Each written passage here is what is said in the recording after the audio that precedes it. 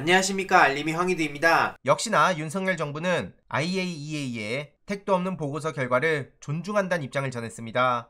이런 심각한 상황에 민주당은 장외투쟁을 접고 실질적인 대책을 논의한다고 하는데요. 정책투쟁으로 전략을 선회해야 한다는 겁니다. 입법 처리에 주력하는 방안을 검토 중이라 하고요. 현실적으로 지금 방류를 막을 대안이 없어진 만큼 할 수 있는 최대한을 다하는 민생정당 이미지를 부각시키겠다는 겁니다. 당 관계자에 따르면 지난 1일 시청역 규탄대회가 사실상 마지막 장외투쟁이었다. 이제는 방류에 대한 장기전을 준비할 때다 라는 입장을 전했고요. 결국 저런 깡통 보고서를 안전하다고 얘기하는 정부 여당, 이거야말로 대국민 가스라이팅, 그들이 그렇게 주장하는 선동이나 마찬가지입니다. 그래서 검증 안 된 결과에 생명을 맡길 거냐, 이재명 대표는 이렇게 비판하고 나선 거고요. 이것뿐만 아니라 지금 예산안 편성 지침도 문제가 많습니다. 결국 서민과 취약계층 지원을 포기하겠다는 선언을 한 게 조용히 묻히는 것도 말이 안 된다고 보고요. 다이어트 그 자체도 좋지만 영양실조의 다이어트라면 사람이 죽는다, 이런 비유까지 나왔습니다. 한마디로 가게는 영양실조인데 정부가 재정 다이어트 하는 걸 어떻게 받아들일 수 있겠냐,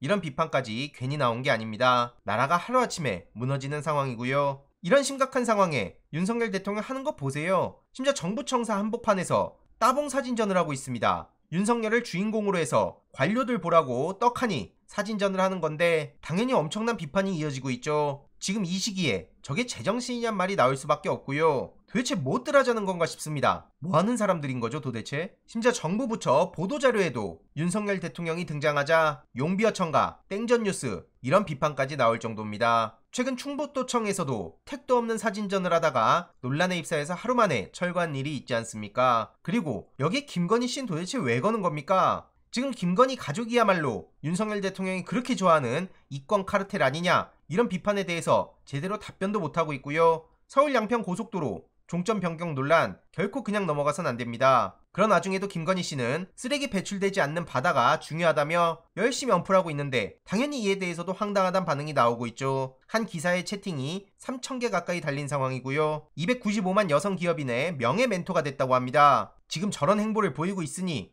많은 국민들의 속이 뒤집어질 수밖에 없는 거죠. 심지어 김건희 측에선 서울의 소리에 고소 취하할 생각 전혀 없다, 법원의 정당한 판단은 받아보겠다, 이러고 있는데 이에 서울의 소리 측은 1심 재판부가 판시한 1,000만원 줄 수 없다 라고 끝까지 맞서고 있죠. 결국 종합적으로 김건희 의혹, 이재명 대표 털어댔던 그 치밀함 그대로 적용하라는 얘기를 할 수밖에 없습니다. 문제가 한둘이 아닌데 왜 이렇게 다른 잣대를 들이대는 거죠? 수년 전 불송치했던 사건까지 다시 끄집어와서 야당 대표 탈탈 털어대고 있는데 그 잣대를 대통령 처가에도 그대로 적용하라 이겁니다. 이에 해당 소식을 접한 시민들은 공감을 하고 있고요. 원희룡 장관까지 책임을 피해갈 수 없다, 검찰은 뭐하냐, 빨리 압색해라, 이런 얘기들을 더욱더 많이 해야 된다고 봅니다. 심지어 감사원장 출신인 최재형 씨는 유병호의 국회 답변 태도를 지적했고요. 대통령을 믿고 지금 저러는 거 아니겠습니까? 오죽하면 차관 인사에 대해서 김종인 씨도 한마디 했는데 이런 국정 운영은 건국 이래 처음이란 거죠. 결국 이런 식의 인사로 정부가 제대로 운영될 것인가, 여기에 회의감을 느낀다는 거고요. 지금 다른 이슈에 묻히고 있지만 이동관도 절대로 그냥 넘어가서 안 됩니다. 국정원 수사팀 자료에 따르면